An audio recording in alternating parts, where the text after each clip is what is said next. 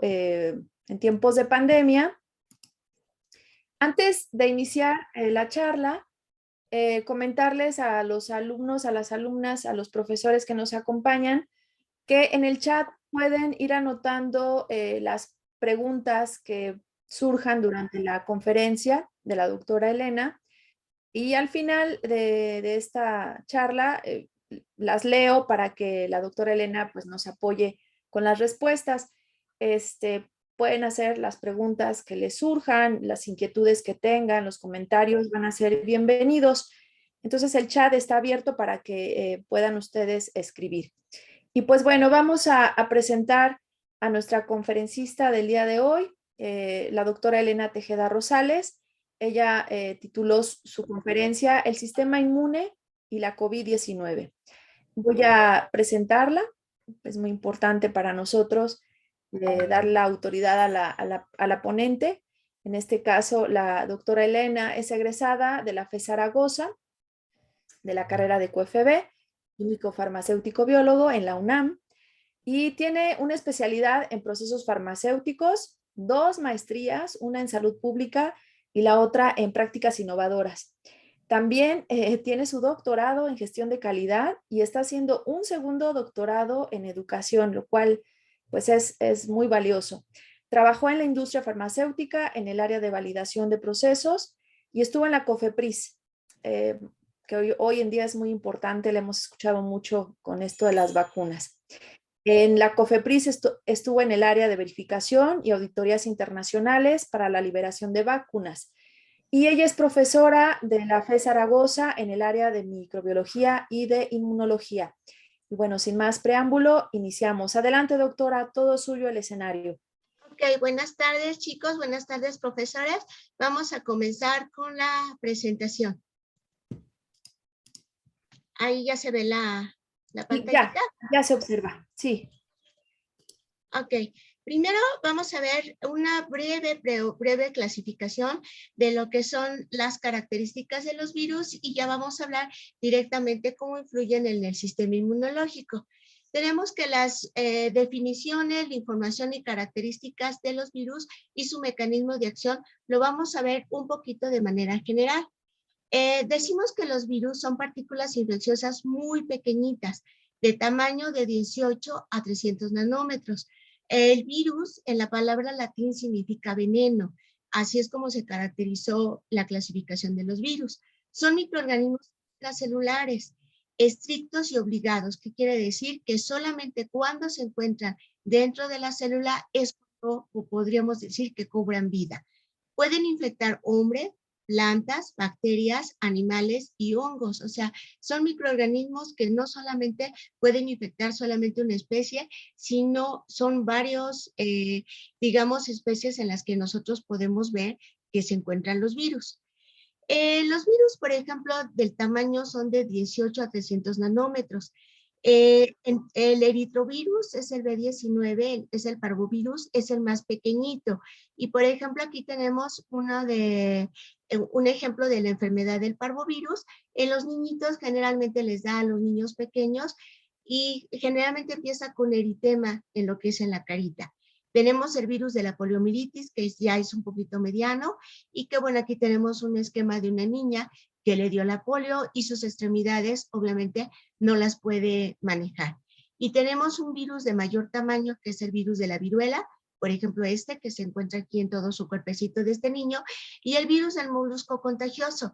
Este virus es muy grande, mide 300 nanómetros, y aquí está expresado cómo se ve la manifestación del virus del molusco contagioso en la piel.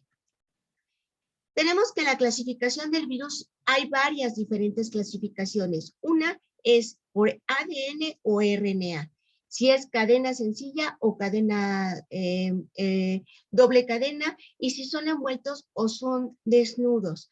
Generalmente el genoma es la parte central donde se encuentra la información genética del virus, y también por ese tamaño del genoma es como se recibe otra clasificación, y puede ser de 4 a 8 genes, más grandes van de 100 genes. Entonces tenemos aquí algunos virus, por ejemplo, del DNA, son la familia Adenoviridae, la Epadoviridae y la Herpesviridae. Y de los virus que tienen RNA, tenemos los retrovirus, la familia Orthomyxoviridae, la Flavoviridae, la Picornaviridae y los Paramyxovirus. O sea, son, nada más les puse algunos ejemplos de ellos, de cuáles tienen DNA y cuáles tienen RNA. Aquí tenemos otra de la clasificación. Por ejemplo, de los virus de DNA y RNA se clasifican en cadena doble y cadena sencilla. De las cadenas dobles podemos tener con envoltura. Esto está el virus de la viruela, el herpes simple, los baculovirus y el micoplasmavirus. Sin envoltura tenemos los adenovirus, los poliomas, el SB40 y los iridovirus. De la cadena sencilla sin envoltura tenemos los parvovirus, que son de la familia que es más renombrante de esta, y de cadena doble tenemos los fagos y los rovirus.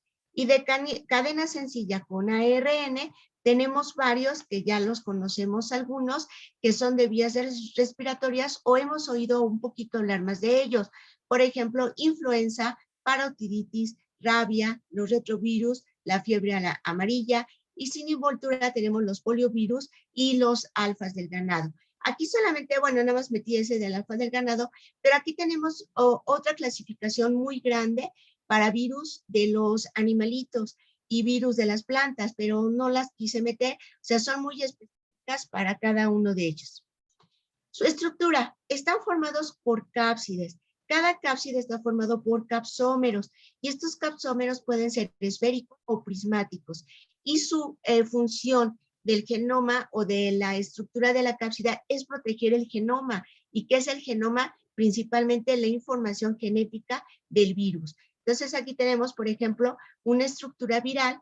Esta está formada por glucoproteínas.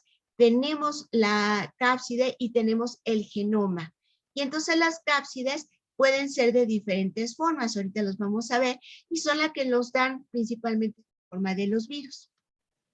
Los virus envueltos generalmente son sensibles a solventes y detergentes. En cambio, los virus desnudos son resistentes a los ácidos, a las sales minerales y a las proteasas. Nosotros podríamos decir que los virus envueltos serían los más resistentes, y no, los más resistentes son los virus desnudos. Desnudos porque no tienen una capa que los proteja. Y aquí tenemos, en esta fotografía, tenemos las formas de los diferentes tipos de virus que hay.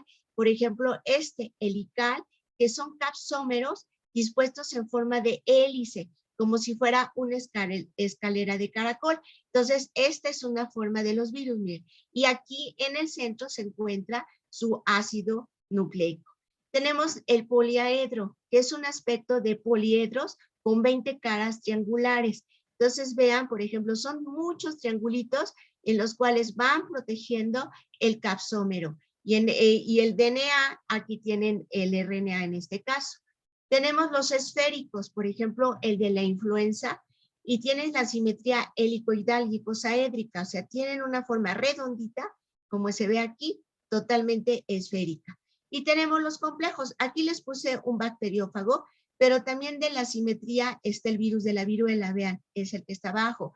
Tiene una simetría compleja y cuando no tiene ninguna estructura, o sea, se ve como alargadita, no se ve totalmente redonda, no se ve una estructura helical, no se ve una estructura poliedrica, entonces se les conoce como virus complejos.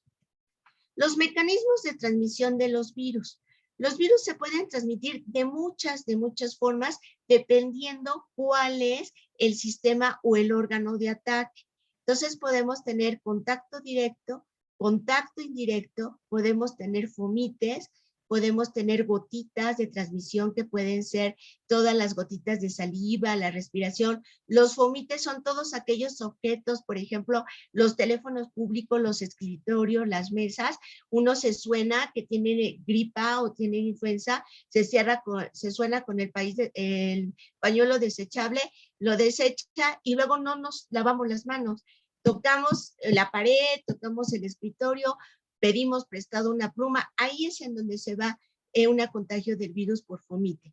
También se puede hacer por transmisión sexual, por trasplante de órganos, por picadura de insectos, por ejemplo, se vio mucho el virus del Zika, el chikungunya, ese no los vamos a tratar hoy, pero son por picadura de insectos. También por vía parental, como transfusiones sanguíneas, agujas, jeringas contaminadas y un proceso de hemodiálisis, en el cual las personas, su sistema de renal ya no funciona y les tienen que hacer uno como lavadito de sangre, y si están contaminadas las agujas, ahí se puede ir un virus. Tenemos que las formas de ingreso de los virus va a depender del diferente tipos de organismos. Tenemos vías respiratorias, por ejemplo, el virus de la gripe, del resfrío común, del sarampión, de las paperas y de la varicela. Estos virus entran por vías respiratorias, y aquí me faltó poner, por ejemplo, el COVID. Por vía digestiva, ¿cuáles son los virus que entran? En la vía digestiva oral fecal. O sea, ¿qué quiere decir?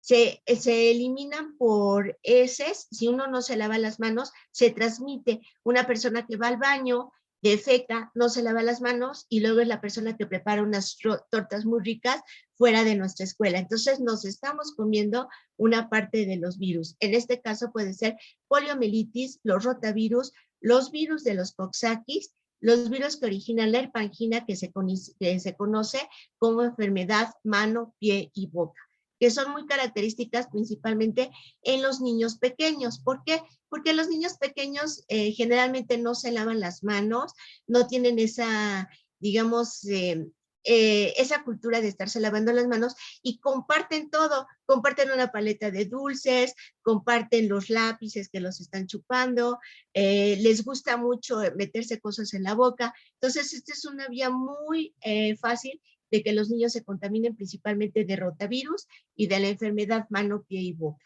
Tenemos el virus de la piel. Los virus que se transmiten a través de la piel es la viruela, el molusco contagioso, el herpes simple tipo 1 y el tipo 2 y el papiloma humano. Los virus de vía transcutánea, por ejemplo, el dengue, la fiebre amarilla y por mordedura o las rabias. En esto de transcutánea generalmente son mosquitos los que los transmiten, o perros, o en este caso, o ratas, ¿no? En el cual son mordeduras y que pueden transmitir la rabia. Y de vía de transmisión sexual tenemos los citomegalovirus, el papiloma humano y el virus de la inmunodeficiencia humana, hepatitis B y hepatitis D. Entonces, esta es otra forma de transmisión del virus. Vean que no solamente se transmiten por vía respiratoria, sino tienen diferentes maneras de transmitirse, y dependiendo de la forma de transmisión, es la forma que atacan a los diferentes órganos. Aquí tenemos una fotografía de una replicación viral general. Tenemos que hay virus que se replican dentro del DNA y virus que se replican en el citoplasma de la célula.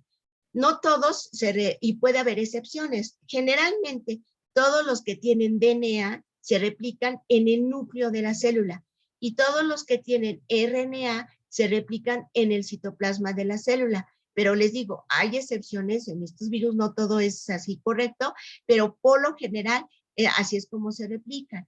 Entonces llega, por ejemplo, en este citoplasma el virus, entra todo lo que es el citoplasma, libera su material genético, en este caso el RNA, y empieza a hacer las replicaciones virales, y luego viene lo que es la ensamble y lo que es la liberación del virus. Entonces, esto entra en el citoplasma. Y a diferencia de lo que entra en el núcleo, por ejemplo, aquí ya entró en el citoplasma el virus, pero entra al núcleo principalmente. En el núcleo empieza otra vez la producción de material genético, viene la traducción a través de los ribosomas, aparato de Golgi, etcétera, viene el ensamblaje y viene la liberación. Entonces, son dos formas de replicación viral, uno en el citoplasma y otro dentro del núcleo. Y aquí tenemos la primera parte del virus, es la fijación o absorción. Aquí les puse un virus para de fago, pero más o menos así se pega. El virus se une a los receptores de la pared de las células del huésped. Solamente se une a los receptores de las células. Si no tenemos receptores de los virus, o sea, el virus difícilmente se puede unir. Y luego viene la fase de penetración viral. En la fase de penetración viral, aquí nuevamente viene el virus, y estos son los receptores de membrana. Dentro de los receptores de membrana se pega el virus, y entra en todo lo que es en la célula. Puede ser por viropexis o pinotexis, pinocitosis. ¿Qué quiere decir? La viropexis es cuando sale el virus y la pinocitosis es cuando lo absorbe. Aquí tenemos, por ejemplo, la membrana lo está ensamblando o lo está como envolviendo. Entonces aquí entra a la célula. Ya dentro de la célula empieza otra vez el virus, libera su material genético como lo vimos y se empieza a reproducir.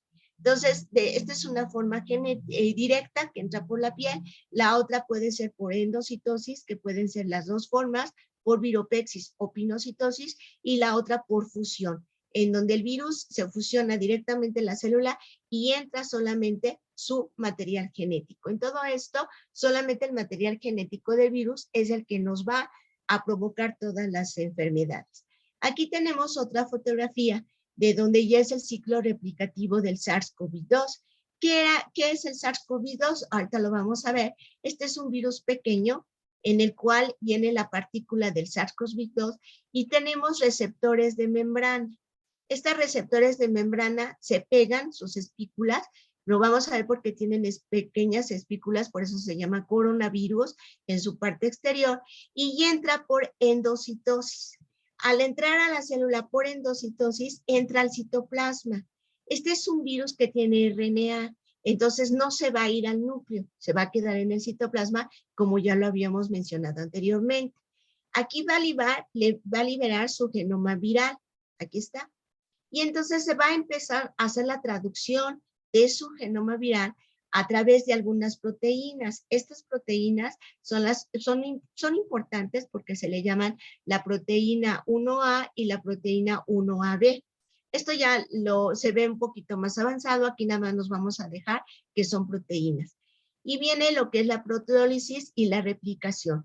Ya una vez que se hace toda la replicación del material genético, viene la traducción de las proteínas estructurales. ¿Qué quiere decir? O sea, ya se replicó el material genético, pero ahora necesitamos que se replique la espícula, se replique la cápsula, se replique todo lo que es el protector y el capsómero y el genoma. Una vez de que ya se empezaron a replicar o la traducción de todas estas partes del virus, viene lo que se le hace ensamblaje. Hagan de cuenta, yo siempre les digo a mis alumnos que la replicación viral es como se forma un auto. En uno se hacen las llantas, el motor, la carrocería, los sillones, y ya al final se empieza el ensamblaje, o sea, se empieza a unir todo para que al final nosotros tengamos una estructura completa. Entonces aquí hagan de cuenta que ya salió el automóvil completo, pero dentro del citoplasma se replicaron o se formaron todas las partecitas del virus. ¿Por qué se le llama coronavirus? El coronavirus pertenece a la familia Orthocoronaviridae y conocido como coronavirus porque tiene pequeñas espículas en forma, aquí tenemos, esta es una fotografía que la tomé del Instituto Nacional de Alergias y Enfermedades Infecciosas, y este es un coronavirus en 3D. Entonces véanlo cómo se ve, es un virus en el cual en su membrana tiene las pequeñas espículas en las cuales se le forma corona, por eso es que se le llama coronavirus, porque tiene forma de corona, y es un virus que tiene RNA. Los coronavirus son aproximadamente, tienen 30,000 pares de bases y que presentan una cobertura metilada. Esto ustedes ya lo ven en genética cuando ya vean un poquito más de cómo se replica el DNA. Generalmente la replicación del DNA tiene en extremos 5, si tienen extremos 3. Entonces, todos estos extremos, lo que les puse, son semejantes al hospedero. Y entonces, por eso es que es muy fácil que el RNA se replique en nuestras células. Existen 4 géneros de coronavirus. Generalmente son los alfa coronavirus, que antes se conocían como coronavirus grupo 1 y se conocía como el CoV-1 y que tiene muchos subgéneros y 17 especies. Después tenemos el beta coronavirus. Anteriormente todos eran conocidos como coronavirus del grupo 2 o CoV-2 y tiene 5 subgéneros y 8 y 11 especies. Y todos tienen estos, los alfa coronavirus y los beta coronavirus, tienen como huésped al murciélago. Tenemos a los otros 2 coronavirus que son los delta coronavirus, que tienen 4 subgéneros y 7 especies, y los gamma coronavirus, que tienen 2 subgéneros y 2 especies. Todos estos pertenecen generalmente, o su hospedero son las aves. Entonces, aquí son diferentes hospederos, pero aquí se identifican con las aves y son las que les dan a veces diferentes tipos de enfermedades a las avecitas. Y cuando las gallinas o los pollos se infectan con esto, créame que es toda una infección de toda donde está todo el ganado, bueno, el aviario, y entonces se mueren todos los animalitos casi al mismo tiempo por las infecciones.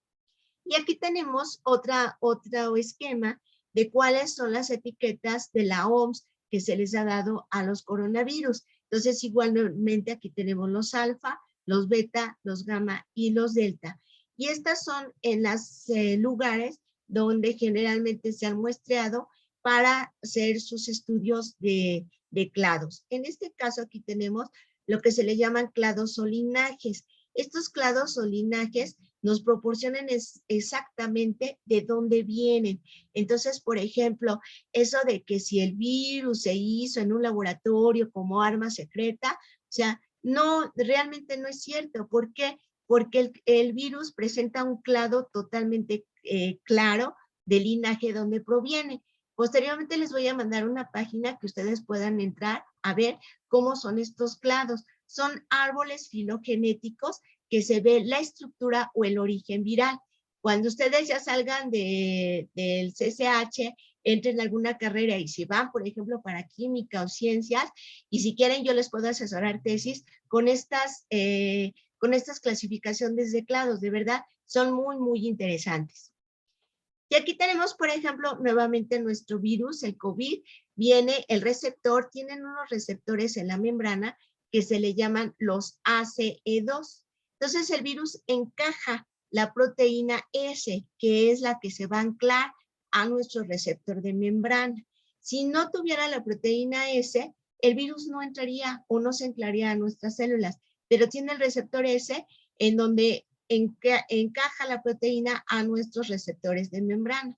Una vez adentro, el virus nuevamente libera el RNA y en el citoplasma se van a crear copias de infinidad de RNA de los virus. Y nuevamente viene el ensamblaje y se liberan los virus. Entonces dice que cada virus puede crear entre 10,000 y 100,000 copias. Entonces imagínense, es una máquina constantemente reproductora viral. Entonces, cuando una célula se nos infecta, la pobrecita ya a las 3 horas, 4 horas, ya está totalmente infectada de virus, dependiendo del tipo de virus. Entonces, los coronavirus generalmente se transmiten o son virus zoonóticos que se transmiten entre animales y a los humanos. Entonces, muchos coronavirus pueden usar a los mamíferos como reservorios y como hospederos intermediarios. Y en algunos de ellos, pues nos afecta cuando mutan, pues nos afectan a los humanos. En este caso, por ejemplo, existen muchas mutaciones en todo lo que son en los murciélagos y en los cochinitos, por ejemplo, la fiebre, la gripe porcina. Déjenme quitar este aquí. Entonces aquí tenemos, por ejemplo, un pollo en el cual es el origen es del ave, la letalidad cuando les da a las aves es muy alta y no existe vacuna para los pollos. Entonces se tienen que siempre totalmente de aislarlos y cuidarlos para que no se vayan a infectar. Aquí tenemos, por ejemplo, el virus del ébola. El ébola también ha sido un virus que es reservorio del murciélago. Su letalidad es muy alta principalmente y todavía no hay vacuna para el virus del ébola. Después, si quieren, después yo les puedo platicar de algunas otras enfermedades, pero ahorita nos vamos a enfocar al virus del coronavirus. El ébola es una enfermedad muy, muy dramática de verdad y casi se da en todo lo que es Sudáfrica. Y tenemos, por ejemplo, aquí el virus del Zika. Aquí está. Este también está altamente marcado y es por el mosquito que se transmite, el Aedes aegypti. La letalidad es baja, pero hay que tener cuidado en las mujeres embarazadas. Todavía no existe vacuna.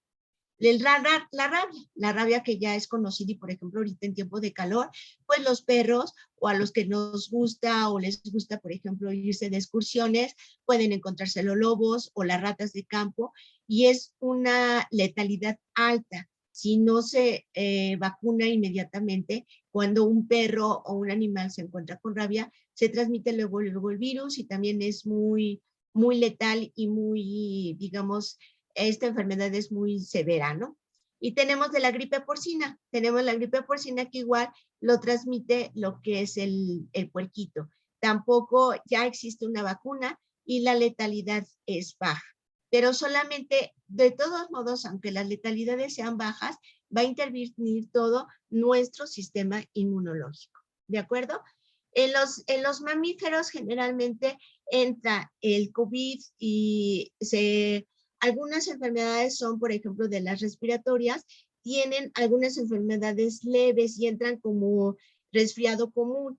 Por ejemplo, hay escurrimiento de nariz o de la nariz, hay fiebre, hay rinitis que se puede, digamos, contaminar o se puede identificar o como la alergia del heno, pero que esa es otra cosa, la tos, hay fatiga, hay, por ejemplo, somnolencias, dolor de cabeza y de mucho, por ejemplo, desánimo, ¿no? Entonces, estos son algunos de los principales síntomas del resfriado común y que son los virus que pueden infectar a los humanos y que son principalmente estos. Entonces, los coronavirus antes nada más se enfocaban a este tipo de enfermedad, que es el resfriado común, que solamente se da en vías respiratorias altas. Ya cuando nuestro sistema inmune se encuentra deteriorado o tenemos nosotros otra enfermedad, por ejemplo, tenemos diabetes, tenemos insuficiencia renal, estamos tomando corticosteroides, estamos estresados, etcétera, nuestro sistema inmunológico baja. Entonces, una gripe cualquiera se nos puede bajar a lo que son en vías respiratorias bajas. Y entonces ya ahí se complica y en vez de darnos nada más rinitis o escurrimiento nasal, ya nos produce neumonía, nos produce tos, nos produce fiebre y dependiendo de nuestro sistema inmune, pues nos podemos curar o las personas, generalmente los bebecitos o las personas adultas mayores, de una gripe común se les puede complicar a neumonía y pueden fallecer. Entonces, pero todo tiene el sistema inmunológico. Aquí tenemos los coronavirus más conocidos por su patogenicidad. Es el MERS-CoV, que se conoce como el síndrome respiratorio de Oriente Medio, que se transmite generalmente por hombre desde los dromedarios. O sea, lo que son los camellitos y todo, son los que causaron este síndrome. Y el SARS-CoV-2 es el síndrome el síndrome respiratorio agudo severo, y este último transmitió por primera vez a los humanos desde las civetas. ¿Y qué son las civetas? Son gatos generalmente que se encuentran en Asia. Entonces son los virus que se identificaron y ahorita lo que tenemos es el coronavirus. Este coronavirus, como yo les decía, pertenece al género beta coronavirus. ¿Se acuerdan que eran 4 clasificaciones? Los alfa y la beta, en los cuales el hospedero o el intermediario es el murciélago. Entonces, en estos betacoronavirus tiene un estrecho parental, por ejemplo, con el SARS-CoV, y principalmente en el 2019 se le conoció como nCoV, pero la OMS lo bautizó como SARS-CoV-2.1, y nosotros a veces nada más ya no le quitamos el punto 1 y se conoce como SARS-CoV-2, y en otros nada más COVID-19, pero este virus es el virus del coronavirus y pertenece a los beta coronavirus.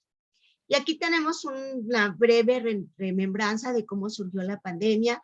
Generalmente surgió en lo que es, déjenme ponerlo acá, en la ciudad de China, de Wuhan, en la provincia de Hubei. El 19 de diciembre del 2019, el brote se relacionó con un mercado de animales y mariscos en la ciudad, pero epidemiológicamente 8 de las 9 personas sí asistieron al mercado. Entonces, por eso lo aunaron a que se había contaminado de algún animalito que estaba contaminado. Pero uno de ellos no asistió nunca al mercado, pero estaba cerca, en un hotel cerca de lo que es el mercado. Entonces, indagaron y pudieron decir que el paciente tal vez se pudo infectar por fomites o por gotitas de algunos pacientes que estaban contaminados. Y aún no se ha visto cómo se transmitió generalmente con esta persona, porque esta persona nunca asistió al mercado. Déjenme ponerlo aquí.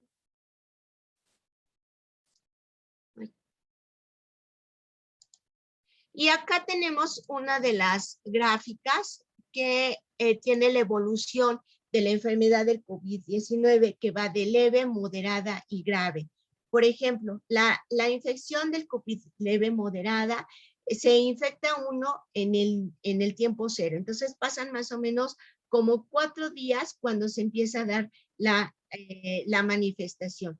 Sube la manifestación, aquí lo tenemos, y más o menos en días tenemos en el 1, 2 días o 3 días ya tenemos la manifestación y la enfermedad aparece. Aquí tenemos todavía nosotros, no sabemos que tenemos COVID y más o menos al tercer o cuarto día ya nos empieza la enfermedad.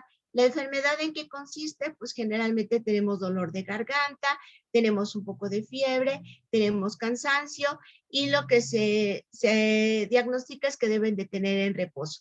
Y generalmente a los 15 días, o sea, al sexto día tenemos lo peor, así nos sentimos muy mal y empieza a ceder la enfermedad y a los 15 días ya no tenemos absolutamente nada, el alivio de síntomas. ¿Qué sucede con otro tipo de enfermedades?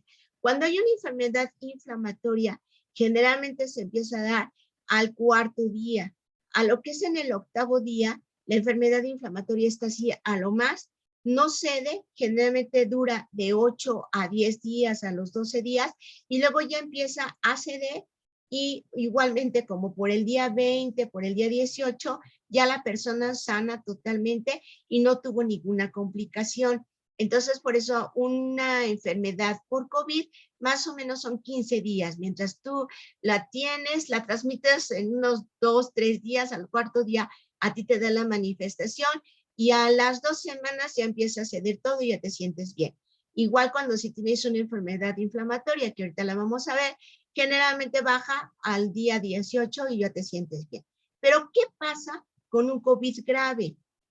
Con un COVID grave, igualmente se inician los síntomas, empiezan los síntomas en su máxima al tercer día, cuarto día, pero se prolonga un poquito más hasta casi el séptimo o el octavo día, a diferencia de que vean, ya en el séptimo o octavo día ya totalmente bajo la enfermedad. Aquí no, aquí en el séptimo o octavo día todavía tenemos la manifestación de la enfermedad. Se empieza a ceder más o menos hasta el 15 día. Pero bueno, todavía aquí no tenemos una enfermedad inflamatoria crónica. Pero ¿qué sucede cuando, digamos, hay una enfermedad ya crónica o de una hiperinflamatoria? Generalmente a los 8 días, que es cuando ya se supone que empieza a ceder la enfermedad, a los 8 días tenemos la curva más alta de lo que es la enfermedad inflamatoria. Y aquí se ve, empieza en esta parte, se hace una gráfica estable y aquí empieza a subir. Al grado que al día 15, que cuando en otra enfermedad ya debimos estar sanos, en el día 15 ya necesitamos, digamos, una atención médica y ya empiezan las complicaciones. Y aquí ya va a depender de cuál es nuestro sistema inmunológico que las personas reaccionen. Generalmente ya al día 20 empiezan a ceder un poquito y se tarda más o menos otros 15 días más para que la persona salga de esta complicación. Pero si su sistema inmunológico no se lo permite, o sea, generalmente se empiezan a complicar otros órganos y aunque pase el día 20 y el mes empiece a transcurrir, las personas siguen en estado grave. Y esto ya va a depender mucho de su sistema inmunológico, si salen o no salen. Y aquí es muy peligroso porque las personas ya están hospitalizadas y si no reaccionan, no disminuye, es cuando se puede ocasionar el fallecimiento. Déjenme ver aquí la otra. Ay. Ok, aquí ¿cuáles son los síntomas más habituales del COVID? Les digo, en la enfermedad sencillita, pues nada más tenemos fiebre, tos seca, cansancio, malestar en general y entonces ya nos acostamos y guardamos reposo. También se nos puede presentar lo que es la disgusia y la anosmia, que es la pérdida del gusto y la pérdida del olfato. Los alimentos no nos saben igual y si nos gusta un alimento en especial, cuando estamos en esta etapa lo odiamos, ¿no? Entonces decimos, ay, ojalá que no me quede eso, porque si me gustan a mí mucho las fresas o los mariscos o la mayonesa, por ejemplo, pues no la puedo tolerar por ciertos aromas que se guardan en la nariz o en lo que es en el gusto. Hay congestión nasal, hay conjuntivitis, puede haber enrojecimiento ocular, dolor de garganta, dolor de cabeza, dolor muscular y articulaciones. Puede haber diferentes pequeñas erupciones en la piel. Les pueden dar náuseas y vómitos, diarrea, escalofrío y vértigo. Entonces, todo esto, aunque se ve así como muy dramático, son los síntomas del COVID, entre comillas, que se curan más o menos en una semana, 7. En 2 semanas ustedes, si ya les dio COVID con estos síntomas, ya están ustedes mejor. En las 2 semanas ya están totalmente bien. Pero, ¿qué sucede en las complicaciones? Bueno, el COVID empieza en vías respiratorias inferiores y generalmente ataca a los neumocitos que se encuentran en los pulmones de tipo 2. Estos transportan una enzima muy especial que cuando se replica empieza la destrucción de los neumocitos. Al producirse la destrucción, invade el COVID a los linfocitos B y a los linfocitos B, y ahorita los vamos a ver, y a las células natural killer. Y entonces produce una disminución de linfocitos y aumenta lo que son las proteínas inflamatorias. Entonces, el COVID no es el que, digamos, nos produzca la enfermedad, es nuestro sistema inmunológico que reacciona con el COVID. Entonces, por ejemplo, aquí tenemos, miren, déjenme bajar esto para que no estorbe. Aquí. Entonces, el mecanismo de destrucción del virus todavía no es muy claro. Todavía está en debate y todavía, digamos, decir que es un prototipo que se está estudiando. Pero esto es lo que se ha demostrado. Generalmente, el COVID destruye a los linfocitos T y aumentan los linfocitos CD4 y aumentan los linfocitos TCD8. Acuérdense que en el sistema inmunológico nosotros tenemos 2 tipos de sistema inmunológico, el humoral y el celular. En el humoral son cuando tenemos los anticuerpos que nos protegen a nuestro sistema inmunológico, pero generalmente cuando nos vacunan, nosotros tenemos 14 días en que se produzcan los anticuerpos contra ese antígeno en especial. En la inmunidad celular acuérdense que es como los soldaditos de batalla, son los primeros que van a atacar al antígeno. En esta inmunidad celular se encuentran todos los linfocitos. Entonces, cuando entra el microorganismo que es el virus, los que van a atacar son los linfocitos T, o sea, la inmunidad celular. Pero el virus va a destruir a todos los linfocitos de CD4.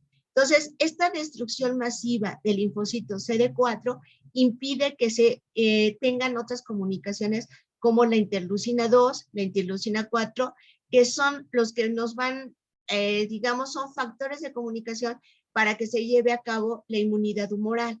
Entonces, por lo tanto, no hay anticuerpos que ataquen al microorganismo, al virus. Pero, ¿qué sucede con los linfocitos CD8? Los linfocitos CD8 van a aumentar en esta parte y también van a aumentar lo que son las interleucinas, pero todas las proteínas proinflamatorias. Y entonces lo que va a ocasionar en nuestro pulmoncito es que se van a inflamar. Entonces, al destruir a los linfocitos, principalmente los CD4, aumentan los linfocitos de CD8, pero al aumentar los linfocitos de CD8, aumentan las interleucinas 6, la proteína se reactiva, el fibrinógeno, y esto van a ocasionar hipercoagulabilidad en la sanguínea y induce la formación de trombos en otras partes del cuerpo y también en los pulmones. Entonces, y en algunas digamos, arterias coronarias. Entonces, ¿qué quiere decir? Se altera todo nuestro sistema inmunológico y lo que se va a generar es una gran inflamación generalizada en todos nuestros órganos principales, en pulmón, en corazón, en riñón, en hígado.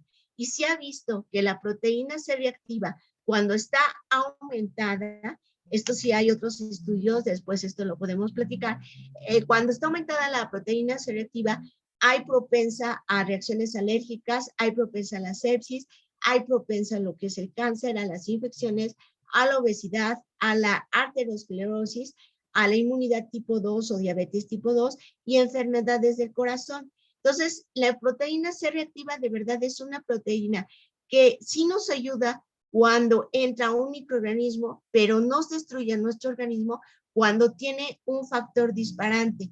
Entonces, hay gran inflamación en todo nuestro cuerpo y el COVID es uno de ellos. Este virus altera totalmente a la proteína C reactiva y nos produce coágulos en donde va a producir daño a los órganos en donde se encuentra. Y aquí tenemos los síntomas graves ya del COVID. Los síntomas graves del COVID van a ser la disnea, la dificultad para respirar, la pérdida del apetito, la confusión, el dolor o presión persistente en el pecho. Va a haber temperaturas altas a los 38 grados. Va a haber irritabilidad, merma de la conciencia, o sea, ya cuando las personas ya están muy graves, van a tener convulsiones, ansiedad, depresión, trastornos del sueño, a veces van a tener algunas lesiones cerebrovasculares, inflamación del cerebro, estado delirante y lesiones neurales. Entonces, esto ya es una situación muy grave y es cuando los pacientes ya se encuentran hospitalizados. Y bueno, acá esta es la que yo les decía, que pueden ustedes entrar, a ver, para que lo vean bien, a esta línea COF linaje OR, es una línea o una nomenclatura pango. ¿Por qué pango? Porque se ha visto que también el COVID se encuentra en un animalito que se le llama pangolín, y el pangolín es uno como armadillito que los chinos lo consumen como carne, entonces lo llamaron pango, y está siendo utilizada por investigadores y agencias de la salud para publicar todo lo que sea del SARS-CoV-2. Entonces, esta es una página oficial en donde ustedes pueden entrar y pueden ver los linajes de los virus, de cómo van entrando, solamente del COVID-2. Entonces, aquí es en donde les demuestran que el COVID viene de un linaje en el cual se propaga o su hospedero principal son los murciélagos. Entonces, aquí les quita toda la duda de lo que les dicen que si se fue inventado en un laboratorio, etcétera. No, esta página realmente es oficial, es totalmente científica y ustedes aquí pueden entrar a ver lo que ustedes quieran para el COVID. ¿Y qué pasa con el tratamiento en casa para el COVID? Si son síntomas leves, generalmente presentan una enfermedad leve y pueden curarse en su casa. Los síntomas pueden durar unos días, ya los vimos, y quien tiene el virus debe de tener cubrebocas. Las personas que lo atienden también deben de estar aisladas en un cuarto ventilado, y las personas que lo vayan a ver deben de cubrirse también la nariz y la boca. Deben de tener ingesta de líquidos con los analgésicos para disminuir los dolores articulares, de cabeza, etcétera, y medirse constantemente el oxígeno con un oxímetro. Cuando este ya disminuye menos del 92, es necesario nuevamente ir al médico y seguramente va a requerir hospitalización. Y aquí tenemos los tratamientos médicos ya dentro de un hospital. O sea, generalmente les van a proporcionar oxígeno y ventilación, y esto es a los pacientes críticos, van a requerir un sistema, una asistencia de respiratoria más avanzada, y lo que les están dando es la dexametasona, que es un corticosteroide que reduce el tiempo de inflamación en los pacientes, y esto les ayuda mucho para que los que se encuentran en estado grave y crítico. Pero les digo, todo va a depender del sistema inmunológico del paciente. Así le puedan dar mucha dexametasona al paciente y si su sistema inmunológico no reacciona, el paciente no se va a salvar. Entonces, aquí va a depender de su sistema inmunológico, del daño que ocasiona a los diferentes órganos y de la prontitud que se llevó a cabo, si hubo la hospitalización o no, porque hubo casos en los cuales el oxímetro lo tenían ya en 83, 84, y era cuando ya se animaban a ir al médico, por ejemplo, y entonces luego las personas tenían que bajar las escaleras. Imagínense, sus pulmones inflamados, no pueden tener la capacidad para respirar, y luego se van bajando las escaleras, pues ya las personas luego fallecían en la puerta de su casa. ¿Por qué? Por el esfuerzo de caminar, porque no tenían la capacidad respiratoria. Entonces, si es muy grave, o sea, en 92 luego ya se tienen luego que ir al doctor, para ver que los canalicen y seguramente les van a poner oxígeno. Entonces, es muy delicado, pero al principio no se sabían todas estas cuestiones de los tratamientos del COVID. Y vemos la otra, y bueno, ya con esta transparencia terminamos.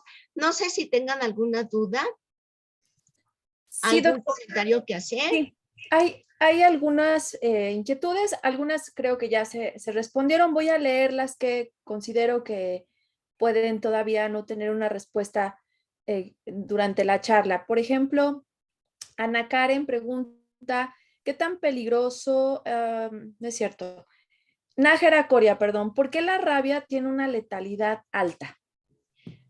Bueno, la rabia. El virus de la rabia entra en todo lo que es por una mordida y se va directamente al sistema nervioso central. En el sistema nervioso central tiene la mortalidad alta porque puede atacar diferentes tipos de órganos. La primera es que tiene hidrofobia, o sea, no puede tolerar la presencia del agua y empieza a dañar lo que son las neuronas. Entonces, al dañarse las neuronas, daña todo lo que es el equilibrio. Por ejemplo, ya no puede tener control de los esfínteres, no puede tener control de sus movimientos, tanto de las extremidades inferiores como superiores, y obviamente los órganos también, los órganos autónomos empiezan a disminuir su función y es letal. Entonces, por eso cuando son mordidos por un animal y que este animal tiene la rabia, tienen que ser vacunados. Acuérdense que la vacuna de la rabia no se da así como masivamente porque tiene consecuencias. Puede atacar lo que son las mielinas, las que cubren todo lo que es el sistema nervioso, y entonces solamente se les da a las personas que fueron mordidas por un animal rabioso, con la consecuencia de que pueden tener sensibilización posteriormente, pero lo que se trata es salvarle la vida. Ok, muy bien, gracias, doctora. Ana Karen también hizo otra pregunta interesante. ¿El COVID-19 es más peligroso que la influenza? Sí, porque la influenza, o sea, se queda estabilizada en vías respiratorias superiores solamente si nuestro sistema inmunológico baja, entonces baja a lo que es enfermedades, lo que es el sistema respiratorio inferior, y dependiendo de nuestro sistema inmunológico la va a atacar o no. Pero en el COVID se va directamente a vías respiratorias inferiores. O sea, como que no da chance a que nuestro organismo produzca anticuerpos, se va directamente a vías respiratorias inferiores. Por eso la influenza también puede ser mortal dependiendo del sistema inmunológico de las personas, pero generalmente es controlada, y que sí, uno se siente muy mal cuando nos da la influenza, pero ya está la vacuna. Entonces, cuando tú ya te vacunas con la influenza, disminuyes esos síntomas y te da una gripe, pues no tan leve, te dura como 5 días, pero no es mortal. Pero en el COVID sí, en el COVID se te va directamente a vías respiratorias inferiores. Muy bien, gracias, doctora Elena. Eh, Nájera Coria dice, ¿por qué cuando te da COVID-19 en la mayoría de los casos te quedan secuelas?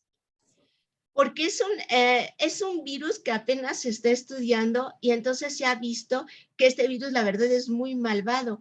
O sea, aparte de que te daña todo lo que es tu sistema inmunológico, en lo que es en la celular y en la humoral, en tu sistema humoral y celular, también te daña órganos. Entonces, estos órganos, dependiendo del daño que te haya hecho en tu órgano, es como te vas a recuperar. Por ejemplo, las personas que les dio COVID, entre comillas, leve, tuvieron en sus bronquios, tuvieron inflamación, y después de que se curaron, unos 20 días después, todavía tienen esas secreciones de los bronquios. Entonces, se tienen ellos que acostar con cojines en la parte superior para que no se vayan a ahogar con una flema que les salga, porque todavía hagan de cuenta que los pulmones están secretando esos, digamos, esas secreciones de inflamación que se tuvieron. Entonces se tienen que tener cuidados y acostar con unas 2 o 3 almohadas hacia arriba para que no se vayan a ahogar con las flemas. Y esos son los pacientes que no entraron en un hospital,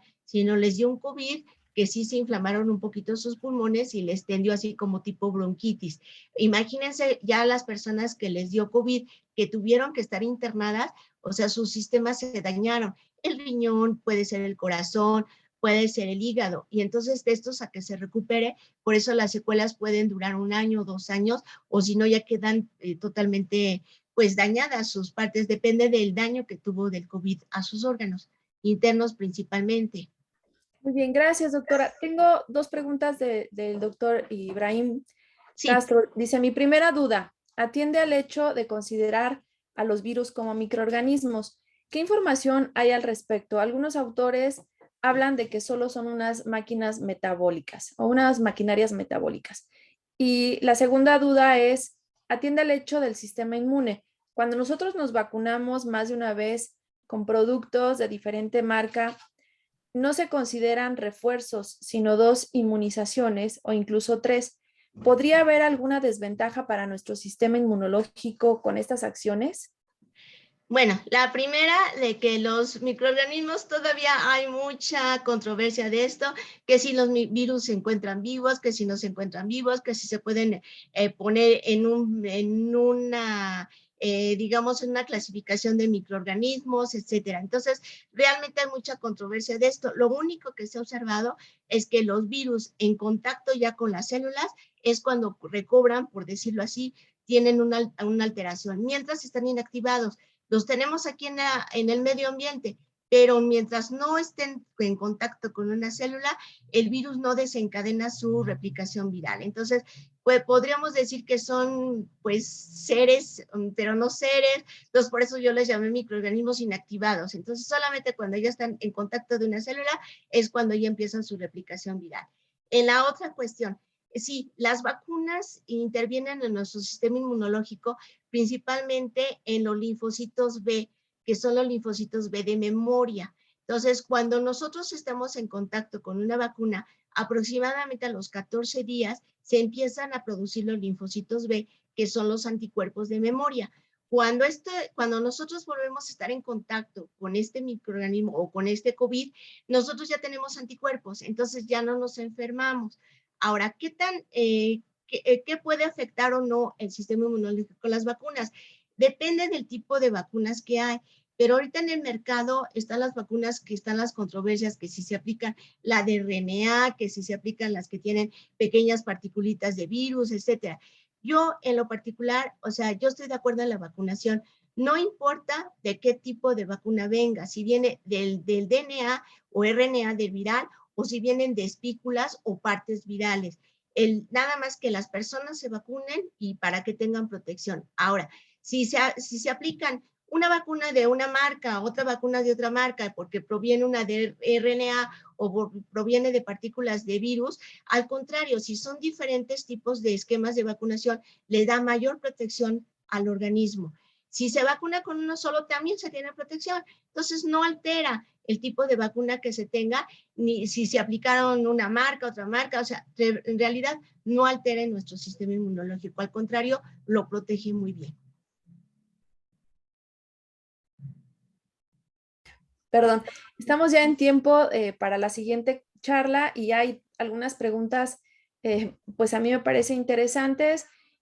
Voy a hacer una más para ya cerrar. Digo, lamento que se nos va el tiempo. La que sigue es, ¿por qué cuando una persona que le da COVID, por ejemplo, un padre de familia que convive con su hijo, duermen juntos y no se contagia uno? Lo que sucedió en algunas familias, por En ejemplo. algunas familias. Así es, volvemos a lo mismo, es nuestro sistema inmunológico, créanmelo. Nosotros en casa nos dio el COVID, pero el tipo el Omicron. Entonces, mis dos hijos y yo nos enfermamos y mi esposo no se enfermó. Y mi esposo es mucho mayor que nosotros y tiene insuficiencia renal. Y nosotros estábamos muy preocupados por él porque dijimos, no, pues si a él sí se enferma, se va al hospital y no se enfermó. Entonces, aquí hay muchas variantes y lo que más importa es nuestro sistema inmunológico. Ahora no sabemos cómo esté nuestro sistema inmunológico que nos enfermamos, o sea, depende esto sí mucho, entonces por eso dicen que hay diferentes tipos de alimentación, cuidado, para tener nuestro sistema inmunológico bien. Muy bien. Doctora Elena Tejeda Rosales, muchas gracias por compartir pues lo que ha aprendido usted a lo largo de su historia académica con los alumnos, con los profesores que estamos aquí. Agradecemos mucho su participación.